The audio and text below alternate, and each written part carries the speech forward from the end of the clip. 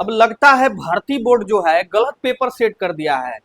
Home guard के जगह पे यूपीएसआई का पेपर डाल दिया है और यूपीएसआई में होम गार्ड का पेपर डाल दिया था। पेपर का लेवल देखे, ऐसा तो क्वेश्चनवा एक एक लाइने का है, 10 वर्ड में एक क्वेश्चन बन जा रहा। लेकिन भाई क्वेश्चन हिलाने वाला है।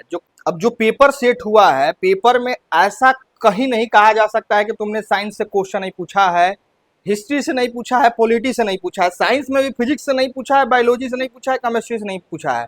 भाई सब कुछ पूछ दिया है। कोई ऐसा हमको नहीं लग रहा कि जीके जीएस सेक्शन में कोई ऐसा पार्ट हो जहां से क्वेश्चन नहीं आया है होम गार्ड का पेपर में। अब आपने होम गार्ड का पेपर दे दिया है तो आपको पता होगा, नहीं दिया है तो आप हमारे टेलीग्राम चैनल पे डिस्कशन ग्रुप में जुड़ जाओ। आप भाई क्वेश्चन का लेवल जो है कहीं से इजी नहीं कहा जा सकता है, इजी टू हार्ड ही रखा जाएगा। अब जिस हिसाब से यूपीएसआई का पेपर हुआ था उस हिसाब से लग रहा था कि हलवा क्वेश्चन पूछा जाएगा।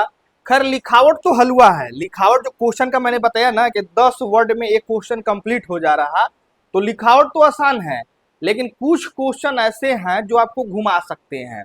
अब कथन कारक टाइप का तो क्वेश्चन नहीं दिया है, होम गार्ड लेवल का लिखावट है, लेकिन क्वेश्चन में बहुत दम है मेरे भाई। और जीके जीएस का एक भी सेक्शन यदि आपका छूटा होगा तो आपका 2 4 5 क्वेश्चन आउट हो सकता है। यूपी स्पेशल से लगभग 5 से 7 क्वेश्चन के आसपास देखने को मिले हैं। आने वाले समय में जितने सारे एग्जाम है सारे पेपर लगभग इसी प्रकार के रहने वाले हैं। वही मैं बात करूं करेंट अफेयर्स, तो करेंट अफेयर्स के सेक्शन से भी 4 5 क्वेश्चन आपको देखने को मिल रहे हैं। इसके साथ साथ साइंस के तीनों पार्ट, फिजिक्स केमिस्ट्री बायोलॉजी, भाई तीनों पार्ट से क्वेश्चन है। केमिस्ट्री का इक्वेशन बैलेंस करने के लिए आया है, इस तरह से क्वेश्चन देखने को मिल रहे हैं। बायोलॉजी से क्वेश्चन आए हैं, फिजिक्स से एसआई यूनिट डायमेंशन से क्वेश्चन आए हैं, इस तरह साइंस से क्वेश्चन देखने को मिला है। हिस्ट्री से क्वेश्चन आए हैं, जियोग्राफी से आए हैं, पॉलिटी से दमदार क्वेश्चन आए हैं, पॉलिटी से आर्टिकल्स वगैरह के बारे में। तो भाई कोई पार्ट नहीं है जहां से क्वेश्चन नहीं आया है, प्रत्येक पार्ट से क्वेश्चन आया है। और ऐसा लग रहा था कि 2 4 क्वेश्चन मैथ रीजनिंग से भी घुसेगा, लेकिन एक भी क्वेश्चन मैथ रीजनिंग से देखने को नहीं मिला है।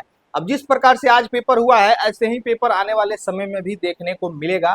पेपर को हम मॉडरेट टू हार्ड बोल सकते हैं, इजी नहीं बोल सकते। अगर हम बात करें कि कितने क्वेश्चन एवरेजली बच्चे सही कर सकते हैं, तो देखो मोस्टली बच्चे 60 क्वेश्चन सही कर सकते हैं, 50 से 60 के बीच में मोस्टली बच्चों का सही रहने वाला है। लेकिन कट ऑफ के दायरे में वही बच्चे आएंगे जो 60 प्लस बनाएंगे। अब पेपर तो हार्ड रहा है, लेकिन बहुत सारे टीचर दावा कर रहे हैं कि हमारे पेपर से आया है, हमारे नोट्स से आया है, हमारे बुक से आया है। चलो ठीक है, सारे क्वेश्चन किताब से ही आया है। मैंने भी एक नोट्स आप लोगों को दिया था, उससे भी भाई क्वेश्चन लड़ा है। मैं भी बता रहा हूँ क्वेश्चन तो पढ़ाए हुए जगह से ही आया है, लेकिन जितना क्वेश्चन आसान एक्सपेक्ट किया जा रहा था मेरे भाई, उतना आसान क्वेश्चन बिल्कुल नहीं है। क्वेश्चन का लेवल वाकई में टफ रहा है, और जो पढ़ा है सीरियसली उसी की सिलेक्शन होने वाली है। बाकी अरे गहरे की सिलेक्शन नहीं होने वाली है। जो हल्का फुल्का पढ़ के सोचे कि हम ले लेंगे सिलेक्शन, नहीं होने वाली है। अब इतना टफ होने के बाद भी कट ऑफ 60 प्लस ही देखने को मिलने वाला है। उम्मीद है कि आज का पेपर जैसे देखने को मिला है आने वाले समय में भी ऐसे पेपर देखने को मिलेगा।